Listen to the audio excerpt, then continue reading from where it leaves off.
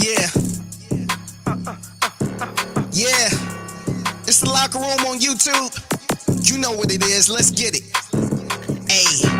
Locker Room. Yeah, we in the locker room. Texas talk. Yeah, you know what we about to do. Localize. Every angle's what we really do. We the source. We the pulse of the city too. Landlocked. Got the game. All right, we are single-digit days away from the draft. Very excited to talk to this guy. No one else I would rather talk to than my man, John Harris. You see him. You see the glasses. You can see how he's living. JH, the noise is higher in this draft than I can remember it being in a long time. And the angles are crazy. Maybe it's kind of like when you go without something for a long time, you just kind of forget what it's like. But it does seem like the noise here with this draft, and get y'all's comments in. John Harris is here. If they're topical, we'll get to them in the flow. We'll get to them after we're done. If they're just kind of random, which you guys have been known to be random. Do you remember this much noise in drafts? You've covered a ton. Do you remember this much noise? Nah, this is something else, man. I don't know that I don't remember this one. You know, I was thinking about it today when I was driving home. I remember back to 2018, and I was like, man, what did we do in 2018? We have a pick till damn 68, got Justin Reed. I mean, it ended up being all right, but we had to wait a full night. We didn't even have a draft party because what are you going to have a draft party? Like O'Brien was just going to, he just didn't care. He'd probably trade all picks just so we didn't have a draft party.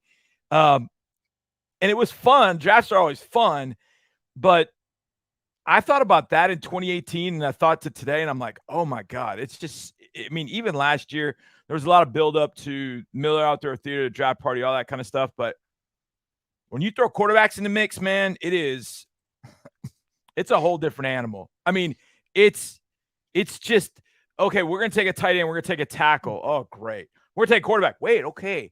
All right, let's talk about this. Because everybody can see the quarterback. Everybody understands what the quarterback's supposed to do for the most part. Some of the other positions, there's I think a bit more nuance to it. Am I watching what I'm supposed to, that kind of thing? Well, you could see a guy drop back and throw a pass and go, well, that was good or that wasn't. So I think more people understand what a quarterback is supposed to do or you'd want him to do. And therefore you've got a lot of fans kind of siding with one guy. Like, I want this guy. I want that guy. And I've kind of taken a stance of there are multiple dudes I like in this draft. Now there are a few that I don't care for, and one that's really kind of popped up today. But I could live with it. I just don't know that I would love it. Well, and let's just jump right into that. Let's not even bury the lead. Will Levis, bring it, yeah. Will Levis is the guy that has kind of jumped up a little bit today. And Ryan Crossingham says you always make him feel better. He wants you to help him feel better about this Will Levis thing. What are we to make of this Will Levis thing? And what would be going through your mind if they ended up taking a guy who, let's be honest, I follow your evaluation. I am a football connoisseur, and John Harris is a guy I follow. Will Levis was not that high up on your list throughout this process. No, in fact, he's quarterback 4 for me. I don't know where this whole thing started with Levis at number 2. I really don't. I know. I heard you talking about it today, you and Lopez talking about the odds. And I'm like, yeah, the odds, what are the odds based on? I mean, the odds aren't based on anything concrete, right? They're based on connecting the dots of A to B to C to D. Did Las Vegas listen to Nick's press conference and hear him answer the question that Brandon Scott put before him? Like, could you trade out of 2? Anything is possible. Do you want to hear something crazy that I kind of saw the light today on that I was going to save for the show, but I just want to throw this your way. And this is something, how sometimes when you're walking and like you get off the air and then you're like, damn, I really should have said that. I wish I said that. Yeah. So we've talked about the DeMeco Ryans like School of Shanahan. Yeah. And we've talked about, how does that work? And I've focused a lot on experience, and I've been like, oh, well, he was there in 2017 when they went through this part of the process, and it was very similar. And 2021 and they went through that. You know, the one thing that maybe D'Amico Ryans is actually putting on a Shanahan clinic, and the first one that we're actually experiencing, because if you go back to 2021 and you go to the post press conference from Kyle Shanahan after they drafted Trey Lance. Yeah. He took a lot of joy in effing with people in leaks and stuff like that. Like he actually came out and he was basically like, yeah, it was fun watching all these idiots run around and act like they knew what we were talking about. Yeah. And I just wonder if maybe we're getting our first taste of the school of Shanahan in the form of all of this draft stuff, because leaks don't really happen that often. Let's just hear this, because I actually have it. I'm actually in the lab right now. Let's just hear like how much satisfaction Kyle Shanahan took in all of the Mac Jones and all that type of talk. We've been very high on Trey since the beginning, since day one. And yes, the person everyone else is speculating about, we liked him too. And when we made the trade, we knew exactly where we were going, what we were doing. I was in Mexico the day we made the trade. You know, within hours, at least two people who are out there speculating that their opinions are they think we're taking Mac Jones. And ever since then, I've kind of just watched every single person assume that was accurate. Those weren't opinions, those were facts. To watch that happen and to kind of watch everyone just assume, you know, because a couple people say something, that's exactly how you feel. We weren't going to work to correct that at all. And if the whole NFL is assuming you're doing one thing and you're not doing that, we're not going to work hard to correct that. So let that be. It was crazy to watch where it all went. It is really cool to find out about people in your building, how they handle it. It's really cool to kind of watch people in the media too a little bit and just see who gives opinions, who gives some sources that you watch it and it's like, all right, I know that's not true. So, and it's just been interesting to watch. Maybe we're getting the first taste of the school of Shanahan. Maybe. I mean, if I'm D'Amico, and I'm thinking about this, and if I'm D'Amico, who knows if he's planted some things? Who knows whether he's, you know, found some people and said some things to, and to test them if they're going to say anything. I mean, I wouldn't put it past them. I know there have been other people in the building that have done that. There have been some people in that building that did it to me. That will remain nameless, but they put it out there for me, and luckily, a friend of mine was like, "Hey, that's so off base. I wonder if they're fishing or they're trying to get you to say something, and then it gets out there, then they know you said it." And I'm like, oh man, this would be the perfect opportunity for that. Kind of spread a few things amongst people you know aren't true and see if they get out there. I got another buddy of mine that will actually put false things in a report and see, because they've known people that have copied those reports. And then when they see it, they know, oh, it just confirms it. So, when it gets to the draft season, there's no telling what could come out of the building. The one thing I know for a fact is that our upper management doesn't make a habit of talking to anybody. There's been no leaks. It used to be, and that includes me, Landry. That includes me. They won't. Nobody tells. Well, which is probably good. I know just enough to be dangerous. So it's probably best they don't tell me anything. And I'm glad they don't, because if they were to give me something, I was worried about this with O'Brien, that if I talked to him, even though he didn't give me something, I would say something, he would think he gave me that. And then he would come after me about it. And I was just like, you know what? It's just easier to just keep you at arm's length and just not say anything to you, because then you know for a fact you didn't give me anything.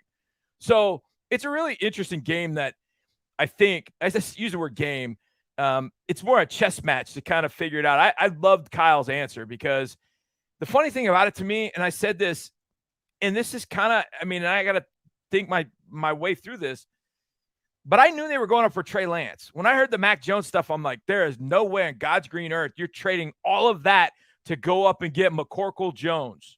You're not. You're not going to get a tennis player. You're going to get a guy that's got some athleticism, some championship pedigree, an arm that just, was as good as it gets. Now, he hasn't stayed healthy, and we'll see what he's got besides a receding hairline at this point with Trey Lance. But I knew they weren't going up there, so I never really fell for the Mac Jones stuff. So there's a part of me thinking maybe shouldn't be falling for the Will Levis and everything else. What is the common sense answer here. The common sense answer seemingly is CJ Stroud, because I, in good conscience, Landry, cannot watch. In fact, I was doing it yesterday. I was watching a linebacker from Vanderbilt, Anthony Orji, and his name is Orji. Yes, have fun with that, listeners. And I'm watching Orji, and it's the game against Kentucky. And at some point, I find myself watching Levis, and I'm cussing at it. I'm like, how can you look at this guy and say he's better than everybody but Bryce Young? I can't see it. You can't make that claim. You can't watch Levis against Georgia and then watch Stroud against Georgia and go, yeah, that guy. You can't. No. So there's definitely more to this mix. And I started thinking through some of the, let's connect the dots here. Rick Scangarello was the offensive coordinator at Kentucky in 22. Now, he ended up getting fired after 1 year. They get fired because Levis didn't perform well. I don't know. So is there anything there? I don't know. But where does Scangarello come from? He's a 49er. He was a 49ers assistant. Before him was Liam Cohen. Cohen had been with the Rams and then was an analyst. He goes and he becomes the offensive coordinator for Kentucky. He then goes back to the Rams with McVay. So the McVay, Shanahan, those branches are all sort of together. And I thought, that's a great A to B to C to D kind of connection. Now, Liam Cohen and Rich Scangarello could absolutely hate Will Levis. They could love Will Levis, but they're a connecting point. And that's going to be information I would imagine that Bobby Slowick and the staff will probably trust, because those guys have been there. They know those guys. They have a common thread with those guys. That said, if it's Levis, there's a part of me that says, just don't, if you know that's going to be Levis, just please not at 2. Can we get a Will Anderson, a Jalen Carter, a Tyree Wilson, and Levis maybe a little bit later? Maybe that'll make me feel a little bit better. How much later? I just don't know. I mean, Landry, here are my top 5 quarterbacks. Bryce, CJ, 1, 2.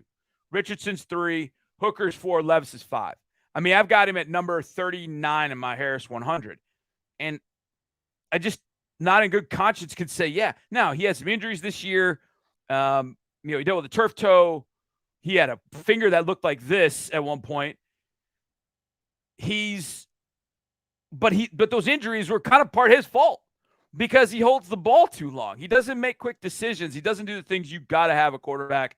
You got to have a quarterback do. Now, can he get beyond the injuries? Can he learn his offense? Is this offense going to be quarterback friendly? I'd like to think it could be. If it is quarterback friendly and you've got an athlete like Levis, great.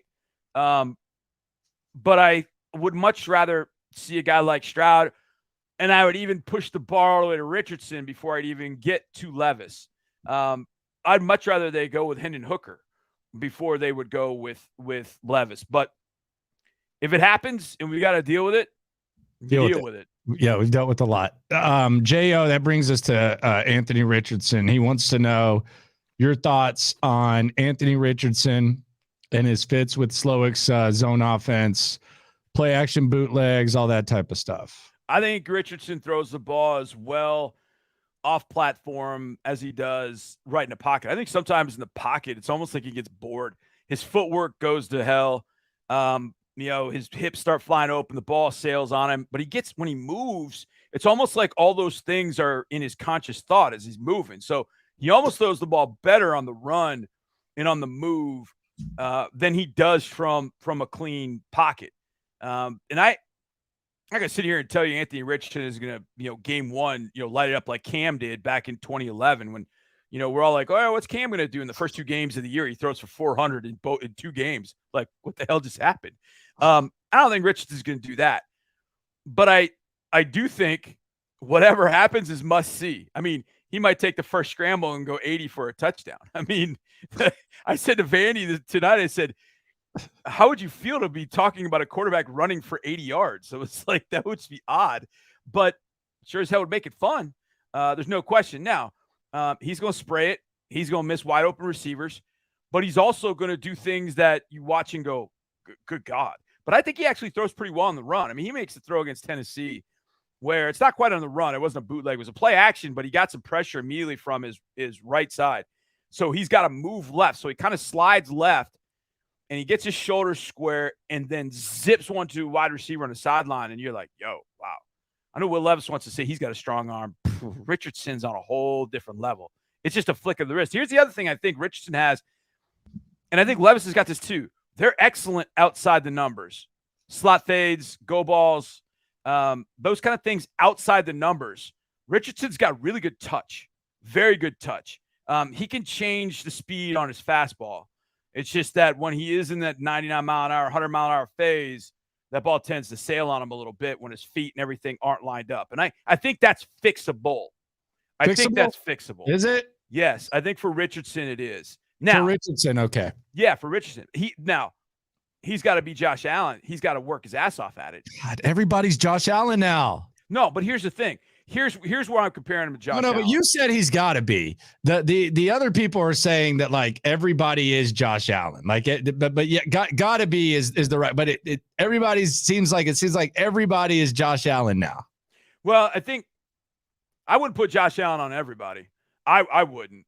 I know I would hear Josh Allen like Will Levis to Josh Allen is the stupidest white person to white person comparison I've ever heard. It's ignorant. It's absolutely ignorant. But when you think about, and this is, I'll tell you why I came up with this. Obviously, the build, the arm strength, all that. But I was at Senior Bowl in 2018, and I'm watching Baker Mayfield, was a quarterback from Nebraska, Tanner Lee, and Josh Allen. They're on the same team at the Senior Bowl, so they got early practice. It was the year the Texans were coaching, so I had one of the team passes, so I could be on the sideline, I could see everything. So I'm down in the field. And you know that net that's got the 3 squares, one top right, bottom left, one in the middle, and and so they're like 10 to 15 yards away. Off a little bit. Yeah, and Baker's dotting it. Tanner Lee is dotting it, and then Josh comes up, and it's like Nuke Lelouch. It's like he hits the friggin' bull, like he can't hit the damn net. And I'm like, what am I watching? And like he can't. And Landry, he then hits the bottom metal rack, like makes this sound, and everybody in the stadium can hear it. Like, what is this? But 2 days later, Allen is doing that same drill, and now he's dotting it. It was like you could see he was working on it, and he worked at it. Later in that practice, he makes a throw down in the red zone from like the 25-yard line to Boise State receiver, like in the middle of the end zone. So it's like a 30-yard just rope of a throw, and I'm like, holy hell. He wasn't making that throw at the beginning of the week.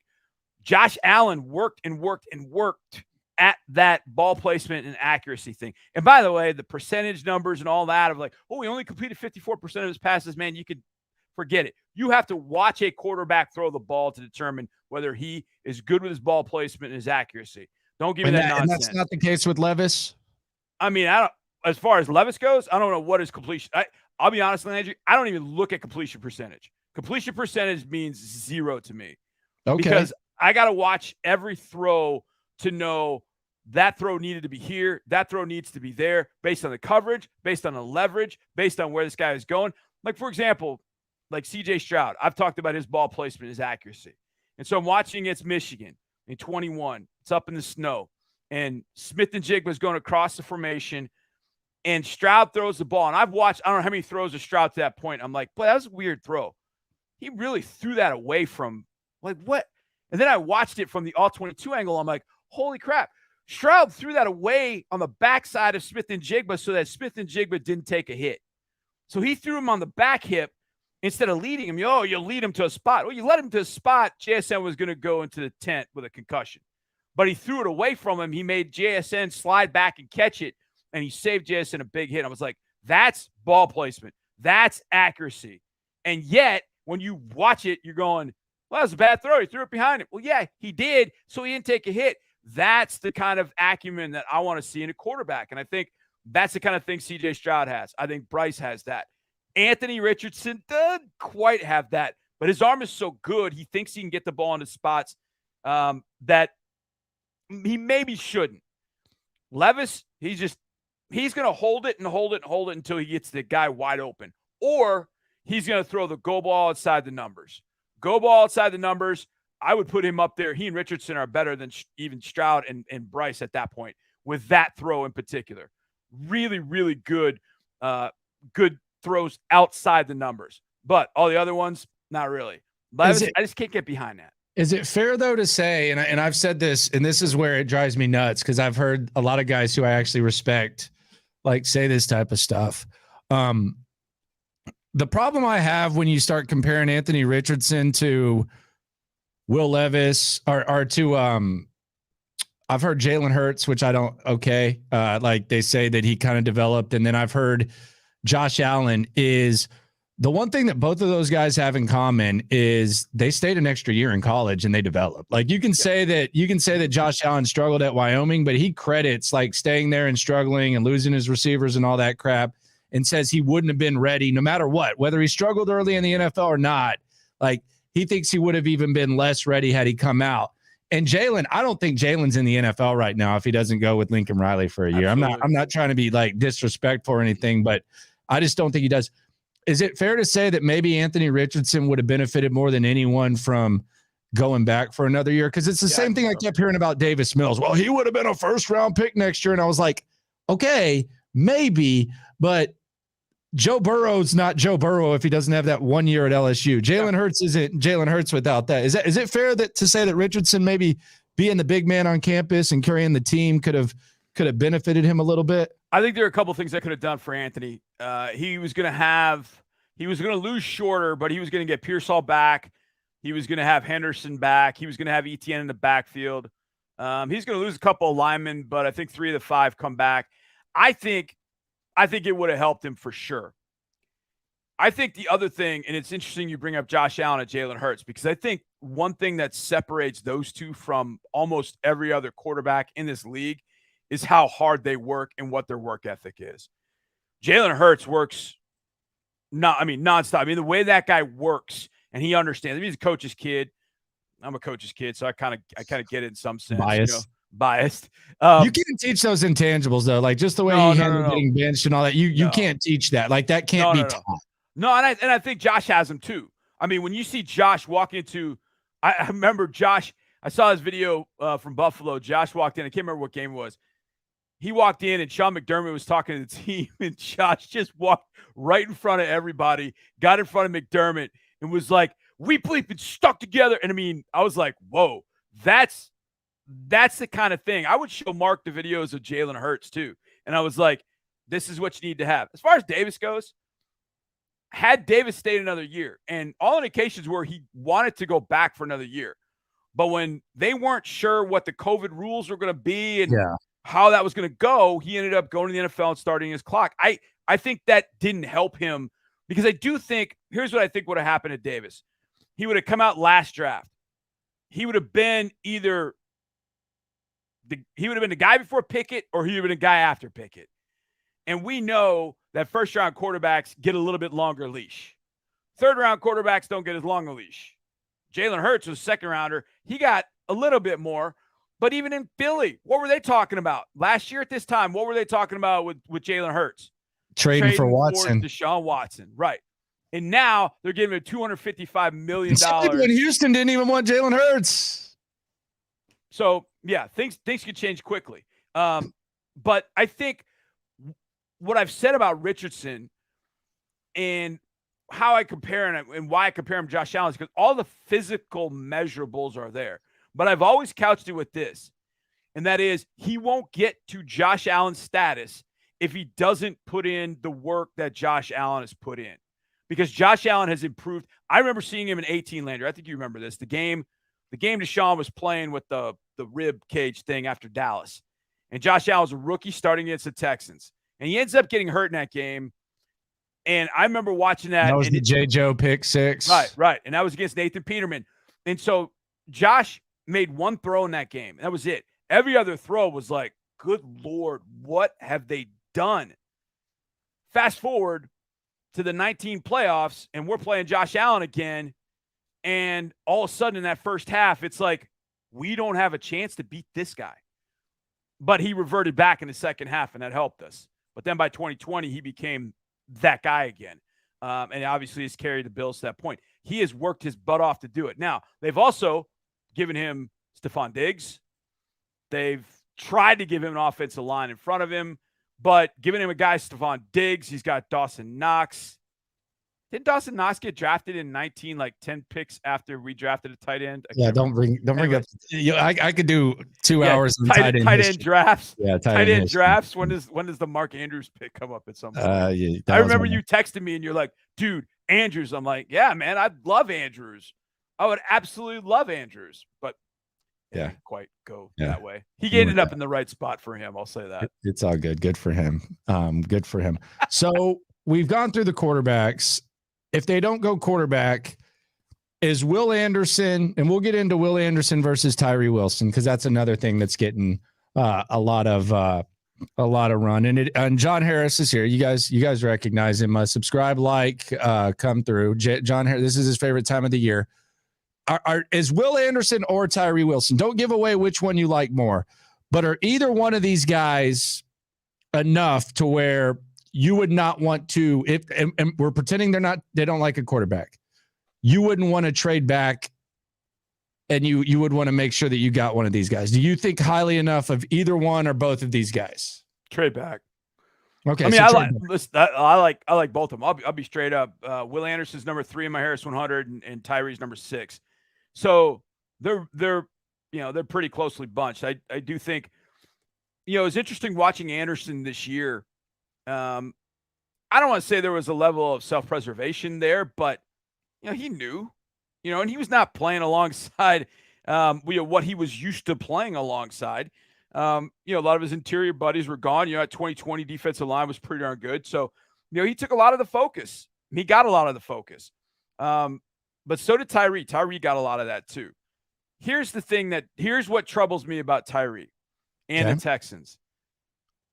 If you happen to go at Tyree Wilson at number 2, then that means 2 straight years you have gone with a guy that has had 2 season-ending injuries in college. Mm-hmm.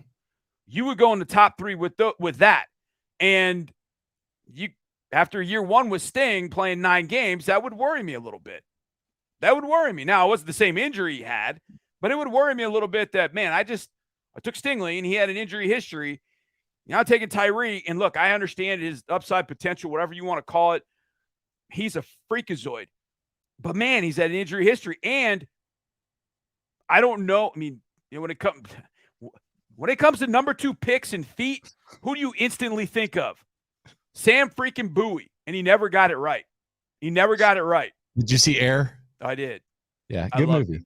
I loved it. I selfishly loved it. I don't think like a casual observer would love it. No, I mean, there were so many things because I was 12 at that time. So I was right into it. I held a Nike posters. I had it all. So I was into it. I had that Jordan poster, the Jumpman poster. I had that on my wall. I had the Air Jordan wristband. I just wasn't. My parents were both teachers, so we didn't have enough money to get shoes. So I got everything but the shoes. I had the Air Jordan warm-ups. I mean, so I loved hearing the story behind it. It was pretty cool. Yeah, so it was cool. But at that point, whether it's Anderson, Wilson, or a trade down, I am always trade back guy. If I could trade back, if I can find a partner, I'm trading back. Now, obviously, within the parameters of a good trade. How far back we talking? We talking to New England or Washington? We going back that far? Like, how far are we going? Well, if I'm going back there, then I'm getting 1s next year. Oh, you're getting 1s and 2s. I mean, you're getting 1s, 2s, and maybe a little bit more than that. I don't mind that. Honestly, I don't want them throwing in Mac Jones in any trade from trading with the Patriots. Okay. I don't want Mac coming back in a trade. I just don't. Okay. I want my quarterback with a little bit of upside. Okay. I just don't think that's the right move for the Texans anyways, but if it happens, it happens. But and we'll have a lot to talk about because he's from Jacksonville, so I know the city pretty well. Anyways, I would like to stay in a range of 6 to 7, such that maybe I could get Will Anderson or I could get Tyree Wilson. Because if somebody's trading with the Texans to go to 2, then they're going for a quarterback. So that's a quarterback at 1, a quarterback at 2. I don't know if there'll be movement at 3. So let's say the Cardinals stick there and they take one of the 2, Anderson or Wilson. Okay. Colts take 3. They take Richardson. So now you've got those quarterbacks going in the top 4. Seahawks probably taking Jalen Carter. So if you get to 6 with Detroit, you got an opportunity to get Tyree Wilson or Anderson. Maybe you get to 7 with the Raiders, and obviously you know the Raiders. You can maybe get Wilson or Anderson at that particular point. But I'd almost rather – sounds strange, Landry, but I'd almost rather go down to 5 or 6, or take the big leap down to 14, 16. I'm not sleeping on 7. I'm not sleeping Or on 7. Yeah, I mean, it's fine. 7's fine. I mean, I do think you can get Anderson or Will. One of those two could get there at 7. And maybe if you get to 6, I don't know, maybe there's some machinations you can have where you get to 7, Anderson goes off the board, Wilson's still there, maybe move up a spot. I don't know. There's Nick's open for business, and he's going to have to be open a bunch. But I'd almost rather go like 5 to 7 or then like 16 and beyond, because if I go 16 and beyond, I'm getting a boatload for next year, which if I need it to go get Caleb Williams, Drake May, Penix, Bo Nix, Sam Hartman, one of those quarterbacks, and JJ McCarthy, even, man, the quarterbacks coming are wow. Then I've got the ammunition to do some stuff. So I don't mind having picks next year. So if I got to get 16, or I don't want to get stuck kind of where the Texans are at 12. I don't like 12. I don't like the spot for 12. I'll be honest. It's a prime trade down spot. The only thing to me, the only player that I would see at 12 that makes sense, I don't see Wilson or Anderson falling to 12. I don't see the Texans drafting Jalen Carter and he's not falling to 12. I don't see that. I see a bunch of defensive ends outside of Wilson Anderson, and I see all the wide receivers. The only guy I would stay there for that I like and really like is Jackson Smith and Jigba. That's the one I would stay there at 12. I know there's some talk about Bijan. I love him. Bijan? I love Jackson. I love Jackson and Bijan. Those are like my two favorites at 12. I would stick there for Jackson Smith and Jigba because I think he is a impact player at a position that you really need it. I've heard he's just a slot guy. What? That's what the haters are saying. They're saying that he's just 196. Hey, it's not me. It's not me, John. And look, Justin Jefferson was just a slot guy too. That's that's right. Yeah, I mean, he was just a slot guy. That's why he was the 5th receiver taken. God forbid that a coach doesn't like take AJ Brown was. Hey, at that definition, AJ Brown was just a slot guy too. Yeah, and he's an elite slot guy. So God forbid that a coach has Chris Olave, Marvin Harrison, and Garrett Wilson on his team, and he makes them line up somewhere else when he has an elite slot guy and elite guys on the outside. No, listen, you can play JSN with Mechie, with Nico, with Robert Woods. You can play JSN everywhere. You know why? Because he's freaking good. Let's not complicate matters here.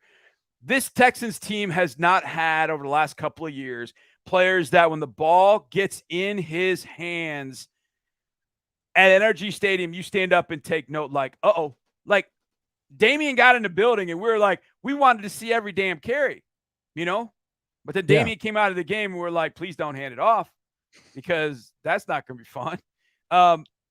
Brandon Cooks had obviously some of that, I guess, a little bit, but not like that. I mean, I think Brandon's lost half a step or so. So I don't think he's quite got that. JSN's got that in spades, man. Half his brain cells. Wait, all right, keep going. What were you saying about? Yeah. JSN? So if you add JSN to the mix, Bijan I've gone back and forth with. I love Bijan. I just feel if they didn't have Damian, I would slam dunk it at 12 and feel good with it. But with Damian and the remaining running backs in this draft class, I feel like I can get better value at running back going JSN and a running back later than I could going Bijan and a wide receiver a little bit later. I feel like my value is that much better. I feel like JSN he's just different from the other guys. And look, maybe they don't go JSN. Maybe they get lucky and get a Jordan Addison, Quentin Johnston at the top of the second. Or there's one sitting there and Nick trades back into the back end of the first and there's one there. But to me, 12 is just kind of a weird spot. I just, the one thing I had the hardest trouble with, Landry, was when I did my Harris 100, I had like 5 or 6 guys I knew right away. Like these guys have got to be in my top 6. After that, I really struggled. I mean, I really struggled. I got to 6 and I'm like, and it was throughout all the way back into the spring too. I was like, man, I know these 5 or 6 guys I feel pretty good with and pretty good about. After that, like, dang it. And so there's kind of this spot that I'm like, I can't see it. And so that's why 12 is kind of a tough. That's why I say 12 trade down. So if I can go beyond 16, 17, 18, kind of down in that range, let the tackle run happen, let the cornerback run happen, a couple spots you don't absolutely need. it's going to push one of those offensive players down to you, and I think it's going to end up being a good spot. And you get first next year. I mean, the draft party, you'll just have to stick around a little bit longer. So I think that's the way I would go about it. Now, if you pick at 2, regardless who you pick, I think moving down out of 12 is a good move. I think moving down out of 12 is a good move. Okay. And you're trade down if you can find a partner. If you can get a partner, yes. Always. Yeah. Always. And that's where maybe a quarterback. But I think you have to say that, though, because you know as well as I do, Landry, everybody's like, trade down, trade down, trade down. Well, can't do that.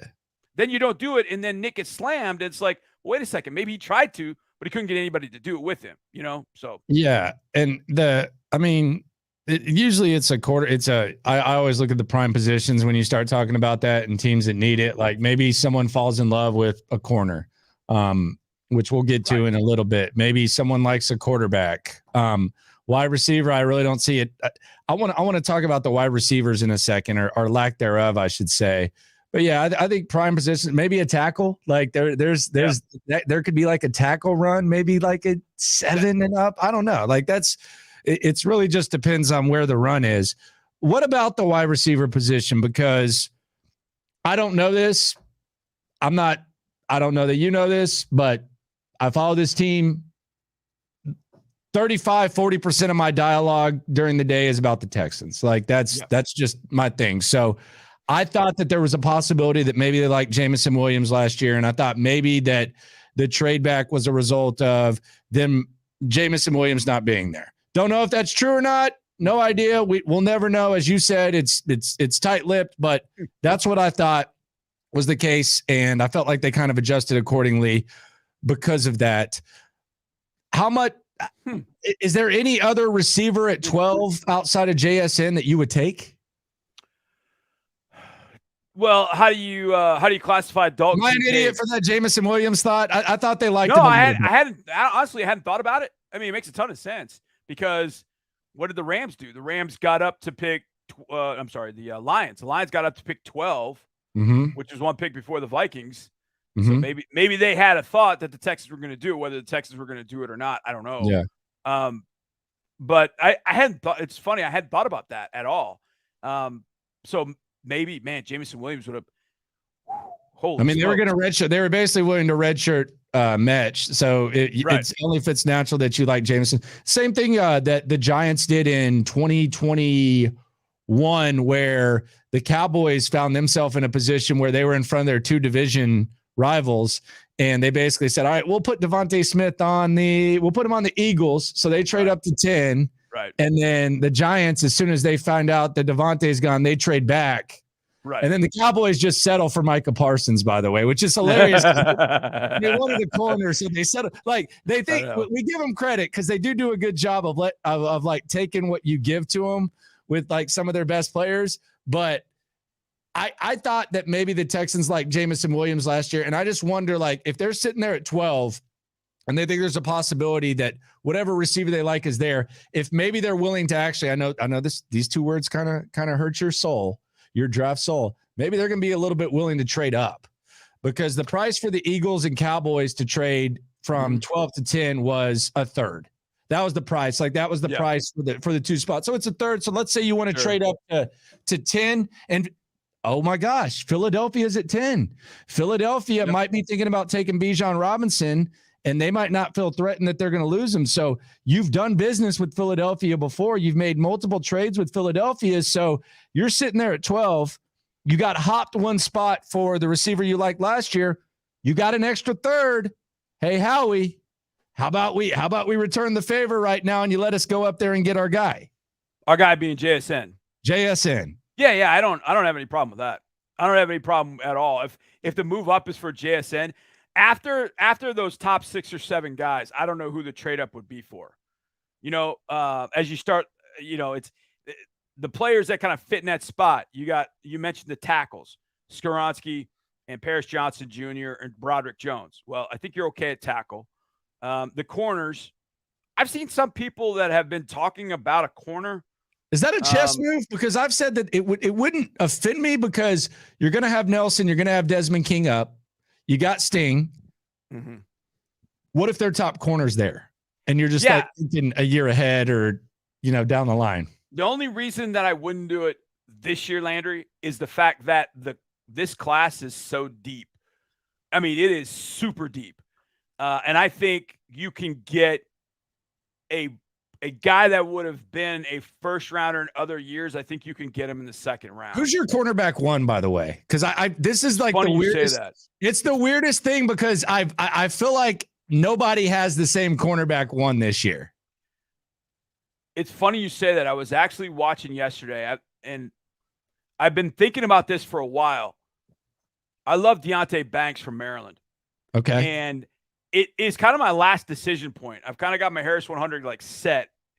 But then I was watching yesterday, and I'm like, I've been thinking about Banks being number one, and I'm watching him against Northwestern, and I love him. I don't like Witherspoon as much as everybody does because I think he's too small. He's not big, but it's funny. I was watching the Michigan game, and I'm watching him play. I'm like, boy, man, Witherspoon is good. He's good. He's really good. And then I realized that's not 31, that's 21. That's Quan Martin. It's crazy how that works, isn't it? You go watch someone and then it's someone else. He's faster. He's just as good in coverage without grabbing and clutching. I watched that. Then I went back. I was like, oh, God, I got to go back and watch Witherspoon now. Make sure I got the right guy. And I'm watching him clutch and grab. He missed the 2 tackles to start the game. I'm like, man, are we sure? And plus, he's only 5'11", 185. I try to find a comp for him. Around the league, you can't find a lot of guys that size that are just nickels. Well, I'm not drafting a nickel as my number one corner. There's some nickels I like. So I do like Witherspoon.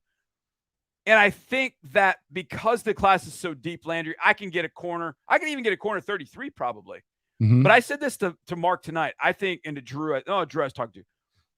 I think that's the spot between 33 and 65. Somehow I think Nick gets back into that range. I'm reading I'm seeing what you want at 33 though. You're not full of me. I'm kind of seeing your wild ass mind play through just following you. I'm seeing what you want at 33. What? You're hoping there's some tight end sliding there. I don't care what you say. I don't care what you say. The tight end for you is the running back for me. You know me. I want running back. I want Bijan. I want Gibbs. I want all of them. We might have to leave you alone in the room when you watch the tight ends this year, honestly. Listen, this tight end group is good, but it's top heavy. I know everybody's talking about how great it is. It's a big top.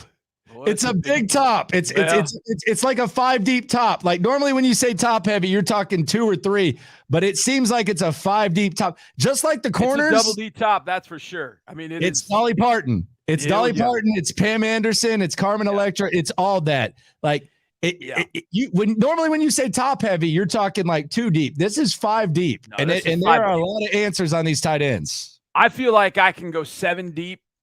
I think I have 7 tight ends in my Harris 100. I think that's what I have. 7, 8. I have 8 in my Harris 100, and I could see any one of them fitting with the Texans. I mean, you got TQ and you got Brevin. So first of all, if you're going to be 12 personnel, you got to have just bodies. You got to have more. Have you seen TQ lately? And Dalton Schultz. No, I haven't seen. Actually, no. Okay. He was actually following me in yesterday. Is he bigger? Because I've been predicting. I've been saying that he's a guy that's going to come in and you're just going to see like a body transformation type of thing.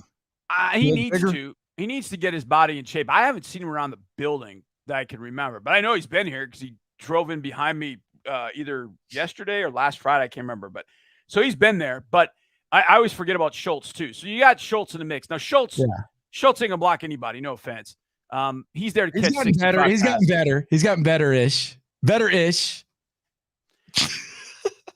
But the guy that I like, and this Luke Musgrave from out of Oregon State. Now he only played 2 games in 22. He only played 2 games. He's Bill Musgrave's son.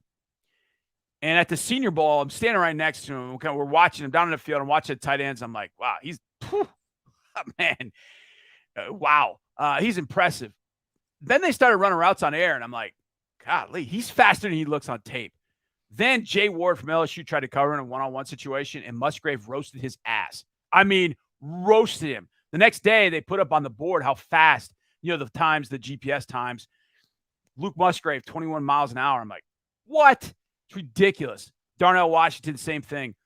The guy that's freaky, I think because you have Schultz, maybe I don't want to say redundant, because 6'6 plus 250 that runs in the 4.5 range or the 40-inch vertical are not redundant.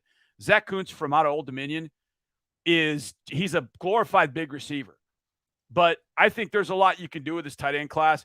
But Landry, I'll be honest, the receiver class needs more, I think, before the tight ends. But if I can get a wide receiver, if I can get JSN, and then I can work my magic and pick up a tight end along the way, I'm gonna feel good about that. Really, really good. So I think it would just be more of a luxury, because I think Dalton Schultz was an adjustment. I don't think they went into the offseason saying we want Dalton Schultz. I think the market spoke and they said we're going to do it. So if it falls that way, that's that. You mentioned Musgrave playing two games.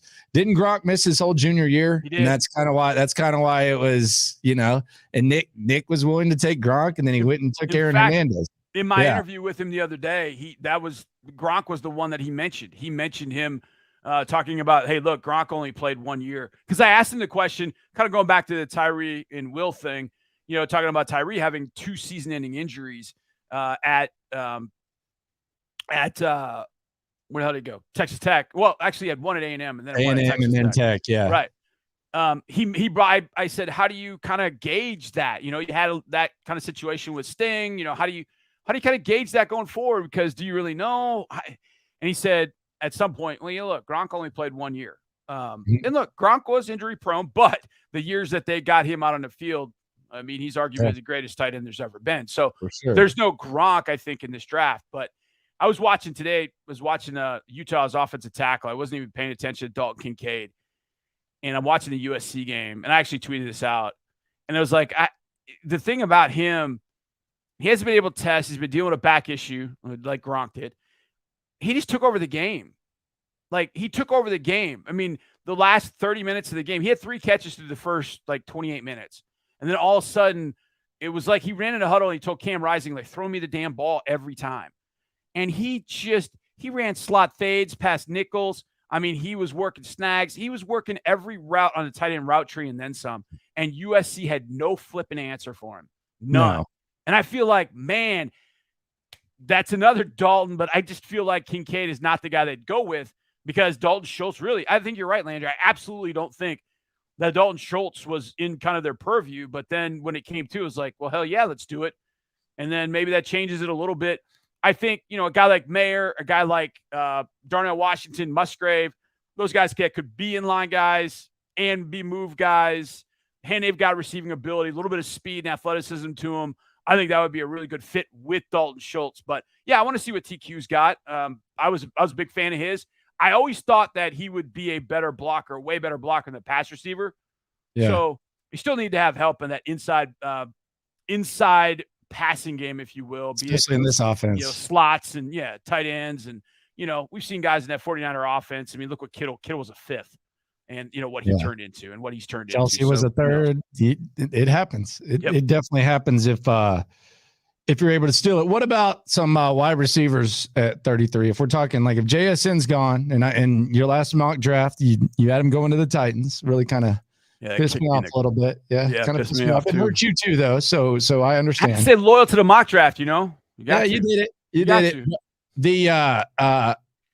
What wide receivers are at 33? And there's a guy I've been kind of crushing on for a while. I think that he got hurt by Caleb Williams leaving as much as anyone, because I think if Caleb Williams stays at Oklahoma, I think there's a little bit more Marvin Mims hype.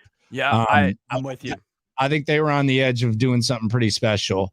Where are you at on Marvin Mims? I saw some mocks getting him to the 3rd round. Is Marvin Mims someone that you could actually get in the 3rd round?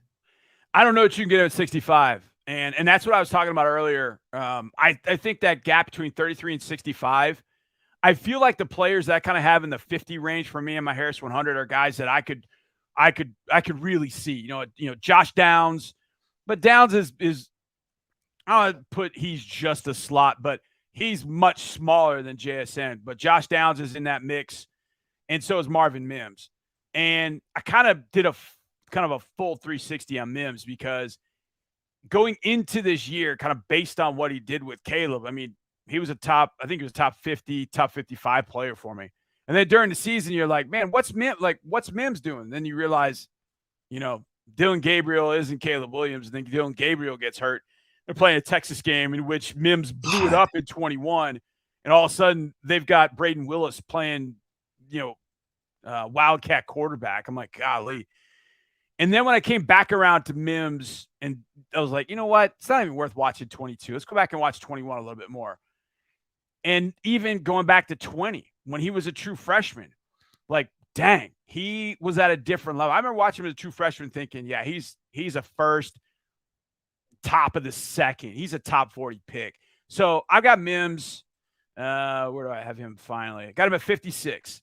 So he's like right in that spot where I'd like to see if Nick can move into that kind of 50 range, because I really think there's some good value there.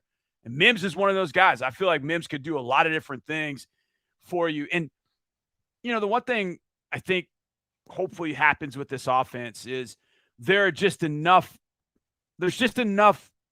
plays, there's enough scheme there to just get the ball out of a quarterback's hands and just steal 5 to 7 yards, because your athlete out there is just better than what they've got. Yeah. And it's just easy. It's first and 10. D'Amico talked about as much. Yeah, it's just first and 10, and you got Mims on one side, you got JSN on the other, and you're like, if I flip it out to one of them, they're just going to make something happen. And they did that with Debo. They just put him in the backfield to do it. But they did it with Debo. It's like, look, just throw it out there, let Debo work his magic. It's 5-7 yards. And now, you got Jimmy Garoppolo or Brock Purdy. It's 2nd and 5, 2nd and 3. It's like, man, now you got everything at your disposal. So, in all honesty, you just have to be more athletic at that position, so guys can go win one-on-ones. Guys can make you miss out in open space, and they just haven't had people to be able to do that. I mean, Hop could do it. He did it more with craftiness and kind of his hesitations. He kind of uses basketball moves after the catch. They haven't had anybody. I mean, people say Fuller. Fuller was just deep downfield. They haven't had anybody that could catch a ball, get in space, face up on somebody, and make that son of a bitch miss. They didn't have we haven't had anybody like that, and so I'd like to have somebody that you could flip it out to and just let the magic happen. Let that guy make some people miss, with a nice jump cut or good speed around the edge or something. Marvin Mims gives you that. JSN can give you that. That's the kind of thing this offense really needs. Jo won't let this Mingo thing go. Where are you at? Where are you at on Mingo? He mentioned Andre Johnson. Jo, what do you think of Jonathan Mingo? So my buddy's a sideline reporter at Ole Miss, Richard Cross, and so Mingo was out on the field warming up, and I was talking to him, and I said, Richard, I like him, and he goes, yeah, and I was like, what? And he goes, he just shows up like when he wants. And I don't think it was like an effort thing. I think he was just saying that he'll go one game, and this is the example he used against, I think it was Vanderbilt. Against Vanderbilt, he caught like 240 yards worth of passes on Vanderbilt. Next week, I think they played Alabama, and I don't think he caught a pass. And look, some of that is on Jackson Dart, some of that's on the offense, but it's like if you have a weapon of that caliber and you go to Alabama and he doesn't catch a pass, yeah, okay, something isn't right. And so you just go back and watch Mingo, and I watch him at the Senior Bowl, and runs a great route, ball's right there, boom, dropped it. Then there's another one kind of throwing behind him. He'll reach behind, snag it, sliding away from a defensive back. It's like, dang it, dude. Like, just there's one thing that drives me insane, and that's the inconsistency. Like, if you're going to be bad, be bad. Mm-hmm. But if you're going to be good all the time. And I feel like Mingo is the he's the epitome of kind of. So that sounds kind of like day 3-ish. That sounds day 3-ish. Like that doesn't sound day 2-ish. But with the receivers, the measurables start really. They start, like, oh my God, look at this guy. We could teach him this. We could teach him that. I think that's where I have him. I have him day 3 right now. I got Mingo at 115, which puts him in day 3. But you don't find too many 6'2", 220 guys that can run like that. But here's the thing, and this is the one. If a guy's 6'2", 220, and he's running the 4.4 range, and he's a day 3 guy, that tells you something. That tells you something. Now, I think he can end up getting the back end of day 2, but I just think there's refinement, everything that he's got to be able to do. He's got to find a consistency. He's not A.J. Brown, even though he looks like him. He doesn't catch the ball clean all the time. And that worries me for a bigger receiver, because that's the one thing you got to take advantage of. You have size, you box a guy out, and you make a catch. That's why Hop was so good. He could box everybody out and then make every catch in the world. So Mingo's good. If I got Mingo on day 3, I'd feel really good about it. But getting him 65, 73, I don't know. What do you think about? You just mentioned big receivers. What do you think about the Quentin Johnston slide? Not invited to the draft. I don't like Quentin Johnston. Like in the top 33, I know a lot of people like Quentin Johnston. Where are you at on QJ? I've been a fan of him, but he was kind of the same way. Like, there are times where, he caught that crosser against Michigan, took it to the house, and you're like, yo, wow, that's turned it on. Turned it on a little bit. But then, like, first 2-3 games of the year, like, what was he doing? I mean, he was coming back from an injury. I know that. It was part of it. But then all of a sudden he goes to Kansas, and they decide to feature him. He has 14 catches for 207. I think, his routes are good, not great. Hands are inconsistent. But, damn, that size and speed are enticing. And to be that kind of target, and he'll make something happen after the catch. If he were there at 33 and the Texans have not taken a wide receiver, okay, I would absolutely run that card up and take him and see if I can't develop him. Now, he had Max Duggan throwing the ball. What if Quentin Johnston's playing with Caleb Williams? Like, is he more productive than Jordan Addison? Is he doing some different things? Probably so. And I'd like to think that this offense could take advantage of a guy like Quentin Johnston's size, his speed, ability to win outside the numbers. It's funny. We always talk about, that guy could be a goal line fade guy. No, nobody's really goal line fading anything anymore. Goal line fades make a lot of people throw up these days. No, nobody's running goal line fades anymore. So that's not really it. But he's a big, fast, physical target. But he's got to go catch 1,000 balls a day. And he's been working with Mahomes and a few of the guys at TCU, and I think that's good. He's got to do more of that. He's got to become that alpha at that position. But would I take him at 33? Yes, I would. I like him to a point that I would want him, and I would deal with the inconsistency, but he better create big plays and open things up for everybody else if I'm going to draft him at 33. Like, that's got to be his thing. Like, maybe he doesn't catch 75 passes a year, but if he's opening some things up because teams are scared of him, because that's the one thing, I go back to, guys that, catch the ball, make something happen. Like, who you've been scared of on this offense? Rex? They have no speed, man. Like, they even this team right now, I think they've done a good job of improving on offense, but there's really no one that really like scares you, like, as far as significant playmaking. Exactly. So there's so many guys that you can do at that particular point that, Johnston does that. Josh Downs does that. Tank Dell, even though he's 5 foot nothing, 100 nothing.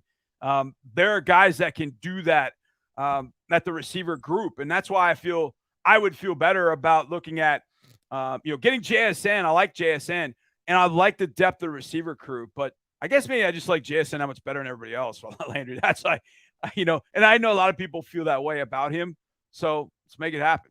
What about what do you feel about Hyatt? I've been a fan of Hyatt for a long time. I know people, well, he was in that offense with Tennessee. Look, man, when you're a guy that runs away from fast guys and you do it easily, and I mean, that's Will Fuller. And I know that's the comp I use for Jalen Hyatt. Will Fuller without injuries was a damn good receiver here. I would take that every time. And Will Fuller had tiny mittens for hands and couldn't catch a cold. But he improved. He improved as it went on. It's just as he improved his hands, he just played fewer and fewer games. But Will Fuller put everybody on notice. Now, Hyatt is not quite. I mean, Fuller was like 4.32. Hyatt's 4.40. But I watched Hyatt run away from guys. And the other thing, too, about Hyatt, I know, he's always wide open. There's a reason for that. He's wide open because he's freaking fast. But I'll tell you the play that really kind of got me, that really, I don't want to say sold me, because I was pretty sold on him anyways. We're playing Pitt, second game of the year. Cedric Tillman gets hurt in that game. Tillman was a guy that I was pretty high on going into the year, and I still am. He's like in that 50 range with Marvin Mims. A bigger receiver. He's not as twitchy and explosive, especially as Hyatt. So ball's on the left hash. Hyatt's in the slot. So he's running the fade from the slot. And so Hooker's got to throw this thing from left hash to the back right pylon. And he throws, you talk like everybody says, oh man, speed out, dime. No, this is a dime is this throw. Hooker lays it up back corner of the end zone. So Hyatt is going to that back corner and he's got the guy beat, but the ball is thrown such that Hyatt has to like look over his shoulder, track it, and catch it coming down over his. That was one thing Fuller couldn't really do. Hyatt makes that catch. They said he was out of bounds. I watched it 100 times. He wasn't out of bounds. I think they missed it, but he got a toe in bounds. I'm like, that's the adjustment to the ball that deep, speed guys can't really make. Speed guys usually, have bricks for hands, and so they can really catch it. The ball's laid in the basket. Hooker put it in there, but he had to adjust to it and make the catch still. I think Hyatt's got a little bit more than people think. If he's there at 33, talk about increasing the team speed on this team. Yeah. That does it immediately. And then you pray for his hamstrings. I have Mark say like 3, Hail Marys for his hamstrings right there in the air. Because if Fuller had stayed healthy, first of all, if Fuller stays healthy in 18, I don't know who beats us if he stays healthy in 18. That was the difference he made. And if he stayed healthy throughout 19, he was kind of off and on, but if he stays healthy, it changes the ball game at some point, but he just obviously couldn't. So you pray for Hyatt's hamstrings and hopefully he becomes a Texan and he can play 16, 17 games a year because that changes things. That scares defensive backs more than anything. Big receiver, getting mossed, getting run over, any of that. No, DBs do not want guys to run past them. And Hyatt will run past them regularly, and that will scare them, and that will open things up for a lot of people on this team, and that'll be good.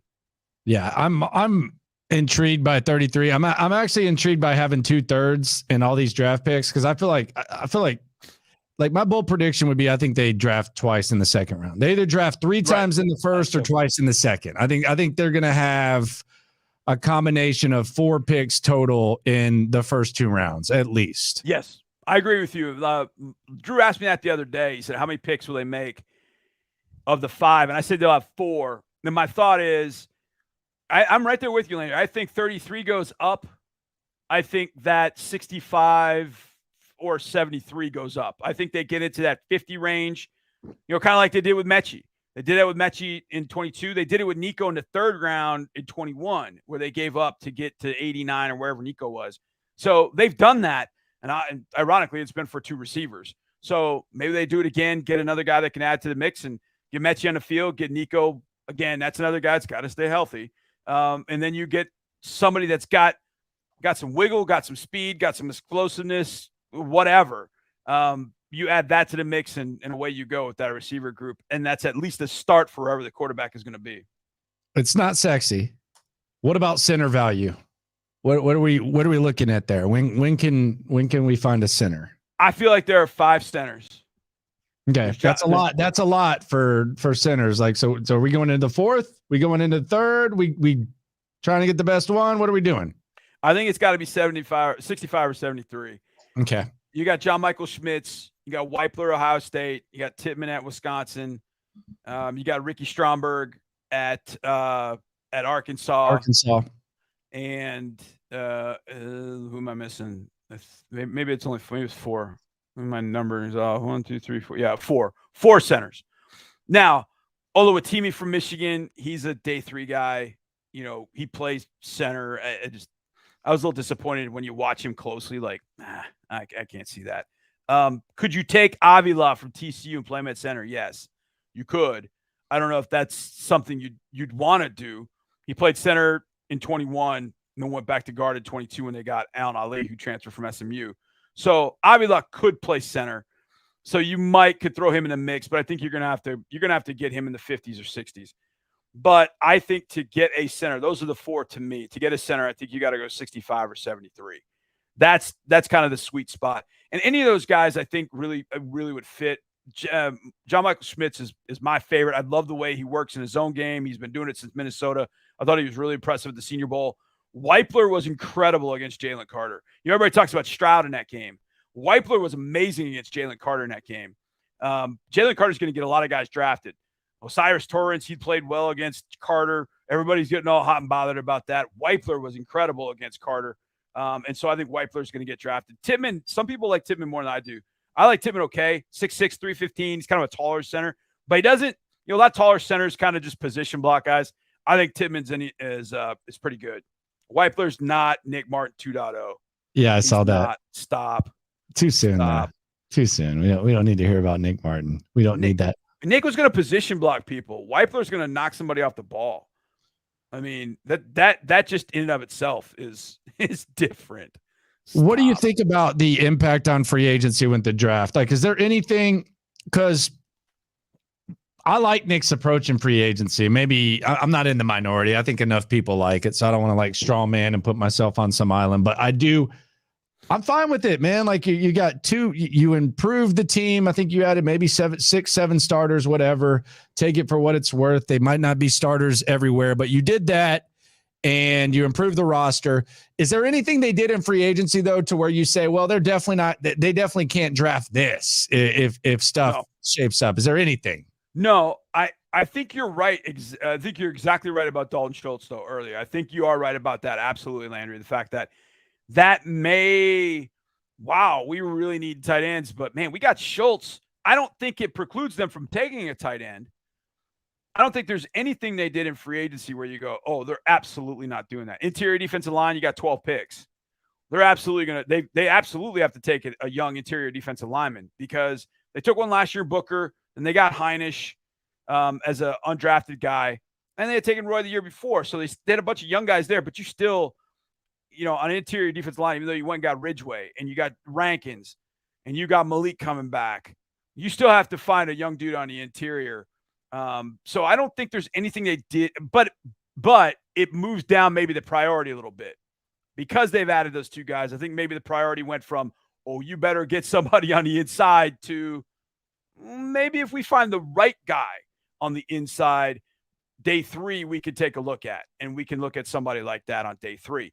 I don't think there's anything they did where you'd go, nah, that satisfied that.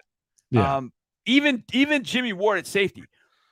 Let's say Branch falls to 33, or Johnson sitting there later than you think. I wouldn't do Johnson, but Branch I absolutely would, because Branch, I know I can get safety, I can get nickel. I can do a lot of stuff with his defense with Brian Branch. In fact, Branch would be kind of similar to Jimmy Ward. When Jimmy was coming out of college, Jimmy was kind of a safety, nickel, corner. He kind of played it all. Branch is the same way. He's kind of played it all. And so having a chess piece like that back there, it would help Jimmy, because then Jimmy would know he wouldn't be the guy that jumped down into the slot. He could stay at safety, which I think Jimmy wants to be able to. Does he hate it? Like, I don't know that he hates it. I think he just hates his assignment. Right. I just think he would rather play safety. Yeah. D'Amico's made that very clear. You can tell it's a sensitive subject because he starts giggling when he talks about it. Yeah. And I think Jimmy would like to stay back at safety. And, I think Jimmy's I did a Telstrader, and it'll be coming out. Jimmy does a pretty good job inside, matching and mirroring guys on the inside, which is not easy to do on those slot receivers. They're so quick, one of those whips and returns and things, and trying to stay with a guy and mirror him where those receivers where they're going is tough. Jimmy does a pretty good job of that. But with Branch, what you can do from a blitz standpoint, what you can do from a cover standpoint. How early are we talking with Branch, though? We're talking 33. 33. Right? 33 would be the pick. If Branch got to you at 33, Lopez threw out 12 today, and I was like, man, if they draft Branch at 12, then I will probably come on the air and say they need to be fired. No, that's 12. 12's a reach on Branch. I like him. I mean, I can't remember whose mock draft I saw had us trading with the Giants at 25. Okay. You could make an argument for 25. They like Bama guys, man. They like Bama guys. Oh yeah, absolutely. I mean, there's a reason. There's a reason for that. I mean, you see what those guys, and that's one of the reasons, and one of the things about Will Anderson that I think would be helpful is you bring some alpha behavior into a locker room. And I think you know, I love LT. LT is one of my favorite dudes ever. But he's the best player on this team. But he's not that guy that's going to stand up in front. And, yeah, exactly. That's I said it. I said it to him when he came on. I said, the thing about you is I don't think you're going to get fazed by anything. You're just going to go about your business. You're going to talk about, I mean, he talked about being the 2-time highest paid tackle in the league. And the thing is, you never even knew that he wanted it. He went about his business. He did his thing. He's not getting in his feelings, but he'll tell you that. Like, he's not going to go there and yell at the team and cuss at the team. He's just going to do his job. And I'm not saying that you've got to have 10 to 12 guys to do that. But you also can't have a team huddle and everybody's looking around for, well, you're going to do it, or you're going to do it, or you're going to do it. You got to have a mother bleeper that steps up and goes, you son of a bitch better follow me today because I'm about to go off. And then you go off and everybody realizes, oh, yeah, okay, that's him. Like, that guy's – and I think Will's got that. I think Will has that in him. We started to see a little bit more of Jalen Petrie at the end of the year. I think JP's got it. So, you know, you've got a few guys with it. But I think you have to have that balance. And I think that's why it's good to have Laramie, because Laramie's got that kind of, there's a time where we need to kind of, you know, tone it down. But I think you need to have some of that alpha behavior. And a guy like Will Anderson, you know, Bama guys, Brian Branch. I wouldn't be surprised if we're interested in Henry To'oTo'o as well. I've heard some good things about him, what he knows about defense, how smart he is. I don't love him as a player, but I think he's got intangibles that make him worth a day 3 pick, things like that. But Branch at 12, no. Listen, we can never say, oh, that'll never happen. It's a draft. Yeah, never happen. But could I see them being interested in him at 33? Yeah, I could see that. For sure. I'll get you out of here on this, JH, and I appreciate you. Let's just go back to the hit. Will Levis, final thoughts. Final thoughts on Will Levis as the quarterback for the Houston Texans in 2023. Yeah, it's funny, Landry, back. So I got my initial Harris 100 done. I started in May, so I worked on it throughout the summer.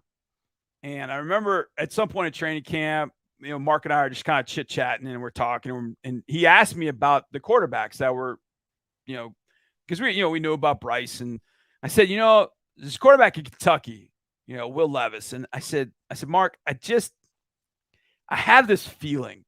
And I don't know whether it's a good feeling or a bad feeling, but I just have this feeling. What I know about Will Levis, I think is going to be very attractive to our organization.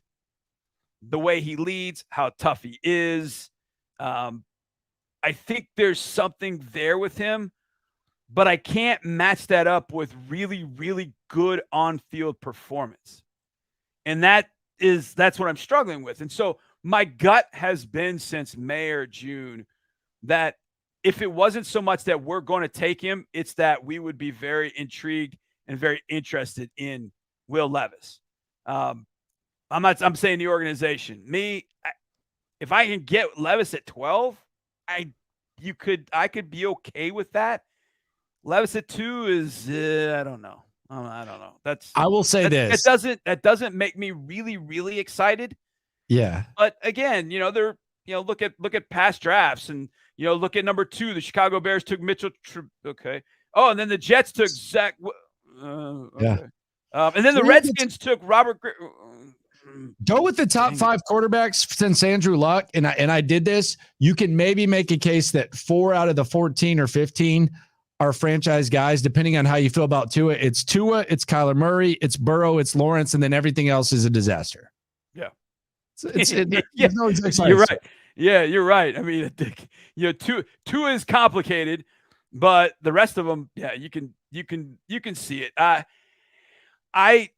The Levis thing, we'll let it play out. I mean, maybe it's a total smokescreen. Maybe the Texans kind of feel the same way, that they don't see quite on the field as what they see off the field.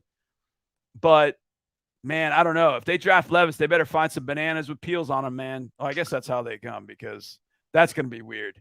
If I walk in a cafeteria and I see him eating a banana with a peel on, I think I'll just walk right back. He was doing that for clout. You think? Apparently, he's definitely afraid of milk. I've heard that one. That sounds like a Paul Bunyan-esque story. Oh, yeah, he's definitely afraid of milk. I'm like, milk's, I mean, He What looks doesn't like a have guy milk? who would drink a lot of milk, like someone that's like flexing as much as he is. So Wait a second. When the first day he walks into an NFL locker room, he's going to have a note up in his door on his locker that says he needs to be drug tested. I guarantee it's going to happen. huge. Guaranteed.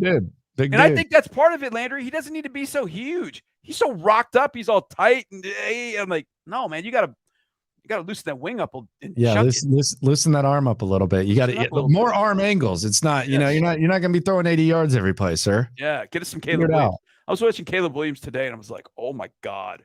Yeah.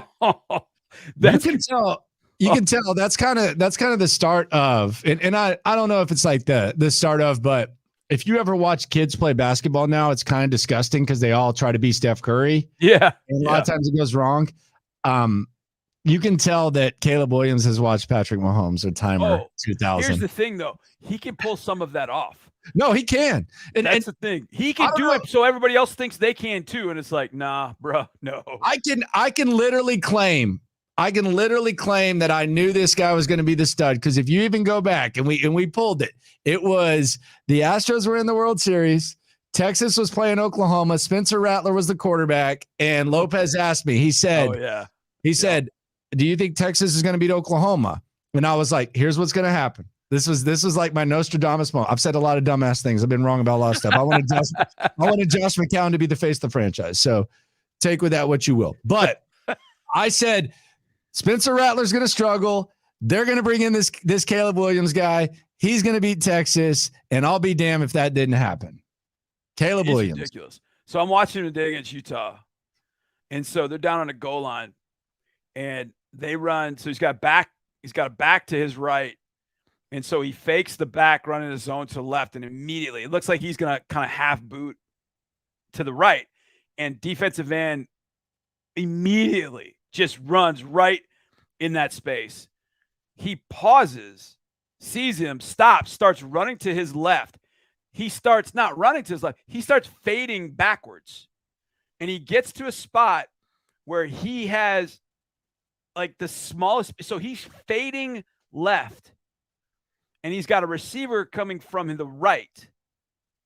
And he drops 3/4, fading away, zoop, and throws it. And this ball's got to be, so he's probably at the 10 to 15 back of the end. This is a 25-yard throw. Doesn't have a second hand on the ball to guide it. Shoulders wide open. Like, I don't even, and Landry, he could not have walked over and placed it in a better spot. And I showed Vandermeer, I was like, Mark, you got to see this throw. I was like, this is what's coming to the league. I was like, everybody else might think they're Mahomes. This guy might actually be Mahomes with what he can do with a football. With a lot more speed. Yeah. Yes, like with a lot more. Like Mahomes is like, he's not fast, but he'll kind of sneak up on you. Yeah, he's fast enough, but he can run. Like Caleb Williams can run. I know people talk, well, no, you just wait to get a quarterback till next year. I don't ascribe to that theory at all, because if you find a quarterback this year, I mean, until you get it right, keep firing away, especially when you got multiple firsts. You keep firing away at quarterbacks till you get it. But this class that's coming is stupid good. I mean, ridiculously good. I mean, yeah, I like Drake. I like Drake. Dude, I'm watching Drake against, who was I watching? I was watching NC State. It was Drake against NC State. I mean, he did not have a great ball game in that game, but there's still a couple of throws where you're like, there isn't a quarterback in this class that can make that throw. And so you've got him. You got Penix from Washington, who I think is ridiculously good. You've got Sam Hartman now at Notre Dame. You got Bo Nix at Oregon. JJ McCarthy in the game against TCU, he made some throws. I'm like, yo, wait a second. I like he McCarthy. Make this throw? This guy's McCarthy. He's faster than you think too. Yes, he's really fast. He's going to get very interesting because his deep ball is as good as anybody of that group. The quarterbacks that are coming in 24, if they all declare, and then you got your guy Spencer Rattler too. If Rattler has a good year, he's going to get back in his mix. I'm shocked that I actually give him a lot of credit because I've been like a Rattler critic. I'm actually really impressed that he came back. Because like Rattler just struck me as someone, and maybe NIL kind of saved him from himself, but he struck me as a guy who was going to come out because he had a couple good games to end last year. Right. But I was actually really impressed that Rattler came back. Hey, Quentin Ewers has lost weight and cut the mullet too. Yeah, I was just about to say him. He's another one you had in this mix. Jackson Dart from Ole Miss. He's got to clean some stuff up about his game, though. But he's a reckless SOB. But he can sling it when he gets a little bit of time. I keep a database, so I got my database for 24 already, Landry. That I just get started. Like, okay, here are the names to know, and I've seen a lot of these guys. What about Deion's son, Shedeur Sanders, out of Colorado? I mean, that guy. We'll see what he does against FBS competition. Let's see him non-Jackson State. Let's see what's going on. Cam Ward, Jalen Daniels, KJ Jefferson still, Cam Rising, Keaton Slovis. There's Devin Leary went back to his Slovis. Come on, Slovis. We're done on Slovis, right? We're good on that, right? I think so, but it's always good to throw his name in there. I watched. You know when he was supposed to be the quarterback god when he went to USC, though? He was supposed to be that dude. I hated that. I'm like, y'all are watching the same thing, right? Y'all can see that he doesn't throw a ball that spirals, like it floats. It doesn't get, like, you see that, right? Do you and I not see the same thing? I mean, I know I watched Nathan Peterman throw one to Jonathan Joseph, and he looks the same thing like Nathan Peterman. Like, Slovis is Peterman. So, like, you see this, right? No. Didn't see There's it, a ton, man. Now he's working on his third school in 4 years. So, we'll see. There's almost going to be like, I don't want to say too many quarterbacks. There's a ton of quarterbacks next year. But I feel like we're only saying this because we're scared of Will Levis, if we're being honest. I don't know about that. I think it would be interesting how much, with this quarterback class coming, if this thing lives up to what I, expect. There's so many guys that are in this class, How much rope is a quarterback you draft this year going to get? If you got a guy at 2, the Jets are showing, hey, 2 years later, they're ready to kick Zach Wilson to the curb. So, you better, if Will Levis is going to be the guy, he's going to have to show it within the first couple of years. So we'll see what happens at that point. But yeah, look, if it's Will Levis, you're getting a guy that can sling it. If you put some weapons around him and this is a quarterback friendly offense, then he should be able to be successful with it sooner than later. And if he's not, then that'll tell you early enough that you can go look at other quarterbacks if it's not the fit. For sure. John, I appreciate you very, very much. Tell the people where they can get your fine work. And people, if you're in here, subscribe, go subscribe to John, because this was some good ass content. And we need to we need to support one of the best football minds in town. Let them know. Thank you, man. Yeah, my YouTube page, JH Football Takeover. Just kind of getting that going. So getting some videos up there. Once the draft is over, I'm going to be loading that thing with videos on prospects and coming for 2024. So that'll be fun. FootballTakeover.com. Obviously, anything with the Texans, Texans app, HoustonTexans.com. But Football Takeover, I'm going to have my draft guide for sale coming up very soon. In fact, that's what I've been working on the last few nights, pretty much 24/7. So I'm getting that ready to go. I'll have my final Harris 100 at FootballTakeover.com. So all that. You can follow me on Twitter at JHarrisFootball, because I'll put it all up there. And this, I know it sounds, a guest saying this to you, Landry. I listen to you guys every day. I listen to you every day. I think you have such a great pulse of what's going on in the city, the fans, and I think you're highly entertaining. So you having me on the show, man, is really, really cool. So I appreciate it, brother. Well, I appreciate you, man, and I really, really do feel good for you that at least there's some draft excitement here, man. Whatever it is, we can always find reasons to complain. I'm definitely the expert at that, but it's better days are ahead, man. And I appreciate you. Thanks so much for your time, and thanks for coming through, my friend. You got it, man. Appreciate you, brother. There you go. The great John Harris here in the locker room, number one source for Texans daily digital content. Subscribe, like. Appreciate everyone for coming through. This is getting real fun. Tomorrow, the fun continues. Gary Kubiak, baby. I'm talking to Gary. Just talked to him. Confirmed. I'm going to have an interview with Gary Kubiak. I'll let you know when I'm going to post that. Still going to go live. Still going to get everything going. And there's some more surprises coming. So keep it rolling. Keep subscribing. Keep liking. Listen to In the Loop on Sports Radio 610, 10 to 2 Central. Download that Odyssey app. Figgy, hit the music.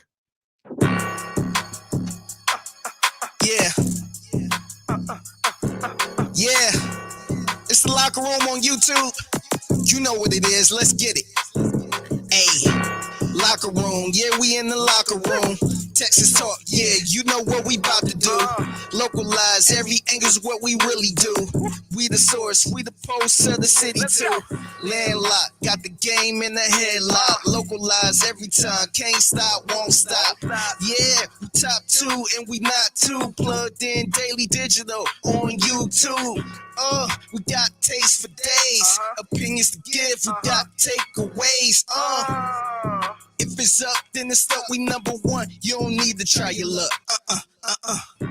Locker room, yeah, we in the locker room.